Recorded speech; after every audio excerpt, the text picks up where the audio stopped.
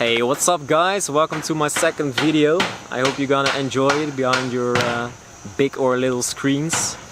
Today I want to talk about the orphanage where I have been working now for about 5 weeks. And up till now it has been a really nice experience.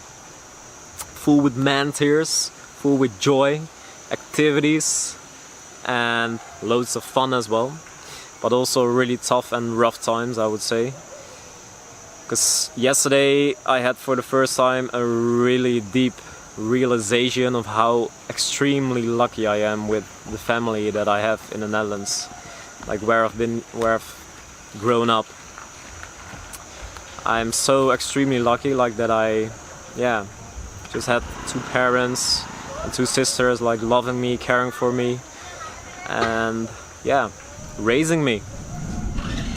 Because a lot of the girls over in the orphanage, they of course they don't have that. They don't have the love of their parents or their brothers or sisters. They need to miss it. And why they need to miss it, the stories behind it, it's really terrible. Like a lot of the girls, they have been abused by their dad, physically and mentally, or physically and sexually, or both. And it's really disgusting to hear it. Also, sometimes a family just isn't able anymore to take care of the child, of course, because of certain circumstances, and they bring the child themselves to an orphanage. But often it happens that the government, the police or whatever, takes the child away from the family because of sexual or physical abuse. It also happens that a girl gets seen on the street during the evening with a guy, boyfriend or just a man. And over here it's socially not acceptable to do things, especially sexually, like intimate things with a guy, between a guy and a woman before the marriage. So if that happens and the girl is young, the government decides to place it to an orphanage. I don't exactly know the reason why, but I think it's also for self-protection of the child, because some of the children, they can the man or the boyfriend can't be good, of course, and they can take advantage of it. So they put it in an orphanage for the protection, I guess, but I'm not 100% sure about that. And sometimes the parents, they just don't care that much anymore.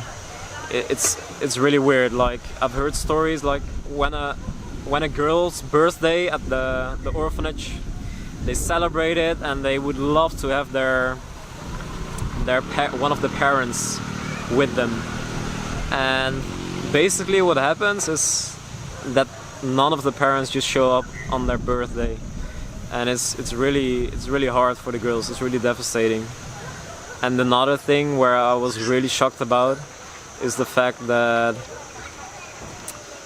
sometimes the girls, they are allowed to get out of the orphanage earlier because they have turned 18, or the judge decided that they can leave earlier. That also happens. And the only thing the parent has to do is to come to the court and be there. And what happens is that they just don't show up. It's so fucking crazy. I sort of need to laugh, but deep inside I'm sort of crying. It's really bad. It's just so devastating for a child, and I just can't imagine like how it is. Like I've always had my parents and my sisters, of course. I've never had like really big struggles, big problems, I would say. Not like these kids. I've had my struggles, of course, which everyone has, but here, like in the Western world, we just have this basic, I don't know, a basic kind of level where we don't have that amount of problems. it doesn't happen a lot, and here it happens loads and loads. But I also can't imagine, like, the parents, how can they not care about their child? Like, how is that possible? Like, you want to, if you have a child, you want to raise it, right? You want to care for it and love for it. It's just so, I had this really deep realization like yesterday about all these things, and I had many tears. So yeah, it's part of the game over here. It's tough over here for those girls, but luckily they also have, like, at the orphanage they feel really, they can really be, yeah, happy and playful and joyful. They play loads of activities over there as well. They have dancing classes. They do karate. We often do cricket tournaments, which is also loads of fun. It's like a really big sport here in Sri Lanka. There are very nice teachers over here who teach the children extra things. Because of the school system here, it's not really good. I've heard that about, yeah, 60% of the children, they don't make it through high school, and about the other 40% of the children who wants to go further to university, about only 10% makes it to the university. And basically the system here, the government, they don't have, like, really a lot of other options, educational options. There's basically just one level, and that's it. So yeah, it's really crappy, and that's also a reason why, yeah, a lot of people here, they can't find proper jobs. The jobs they can do is just basically very easy labor work, like cleaning and those kind of things.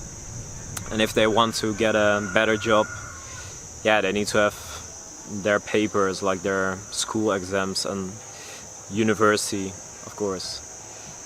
So yeah, that's also why I decided, like, I've heard that if the children can have some more knowledge about computers, they have a good chance of getting a better job as well.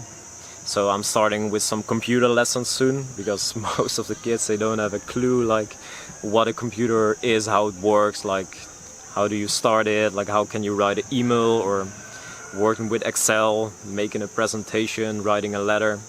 So I'm planning to start some classes soon for them, so that they can attain some more knowledge about that, and they hopefully will have a better chance of a better job in the future. That would be really nice.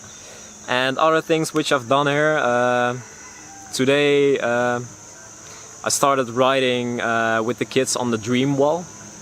A few days ago I painted this big wall with blackboard paint, so that the kids can write with chalk on it.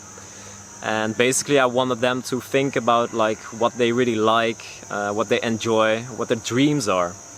So yeah, if they write it down, they can see it. They can also see it from the other kids, and yeah, they can sort of work towards it. I hope it motivates them to see it on the wall, to be busy with it, and hopefully, yeah, to let them, that they can learn, like, what they like, to really let them think about it. That would be really nice if they can, yeah, it's a nice tool for them. And yeah, next to that I built some bookshelves, I built some desks, I fixed the closet, some thing in the garden. So I did loads of things, and also played some activities, physical activities with them, and certain games. And yeah, I'm planning to start the computer classes then soon. And I've also seen that their English is so extremely bad. So I'm gonna work with them on that as well. That's also very important. And yeah, up till now it's just really it's a really great experience.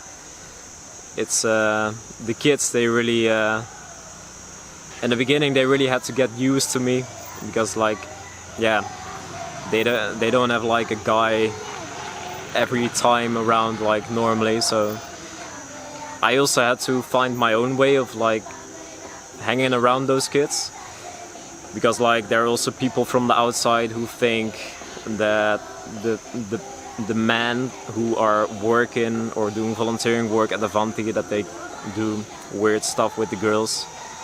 That's also why the whole facility is saddled with cameras, so that we can show them like, hey, we don't do anything with the kids, we just teach them, we help them. Because people, they just think weird things about it, which is not that good, but yeah. Okay, yeah, I think that's the main important things. It's already 10 minutes later, so I'm gonna close the chapter. I'll see you guys soon, and enjoy your day.